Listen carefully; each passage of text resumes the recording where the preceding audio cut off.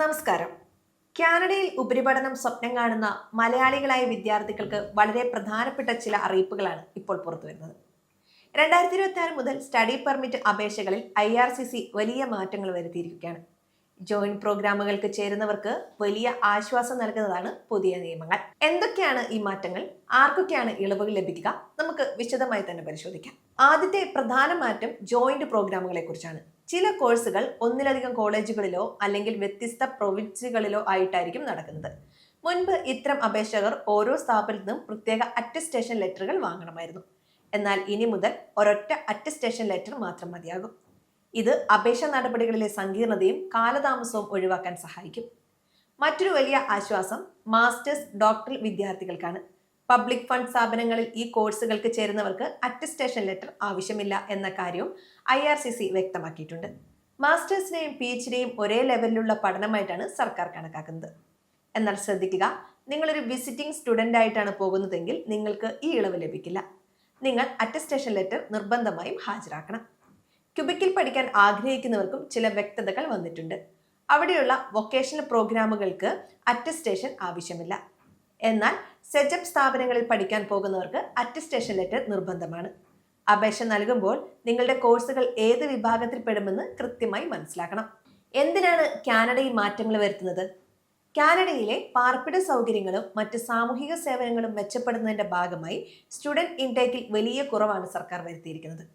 2025 3 ലക്ഷത്തിലധികം പെർമിറ്റുകൾ നൽകാൻ ലക്ഷ്യമിട്ടെടുത്ത് 2026 അത് വെറും 1,55,000 കുറച്ചിരിക്കുകയാണ്. അതുകൊണ്ട് തന്നെ അപേക്ഷകൾ കൃത്യതയോടെ സമർപ്പിക്കുക എന്നത് വളരെ പ്രധാനമാണ്. അറ്റസ്റ്റേഷൻ ലെറ്റർ ആർക്കൊക്കെ ഒഴിവാക്കാം എന്ന് ഇനി പറഞ്ഞു തരാം. നിങ്ങളുടെ പ്രോഗ്രാം അനുസരിച്ച് അറ്റസ്റ്റേഷൻ ലെറ്റർ ആവശ്യമുണ്ടോ എന്ന് ആദ്യം ഉറപ്പുവരുത്തുക.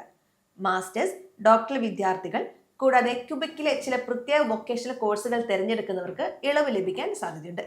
ബാച്ചിലർ ബിരുദത്തിന് പോകുന്നവർ, ഡിപ്ലോമ വിദ്യാർത്ഥികൾ, ക്യൂബിക്കിലെ CGEP സ്ഥാപനങ്ങളിൽ പഠിക്കാൻ നിർബന്ധമായും അറ്റസ്റ്റേഷൻ ലെറ്റർ ആവശ്യമാണ്.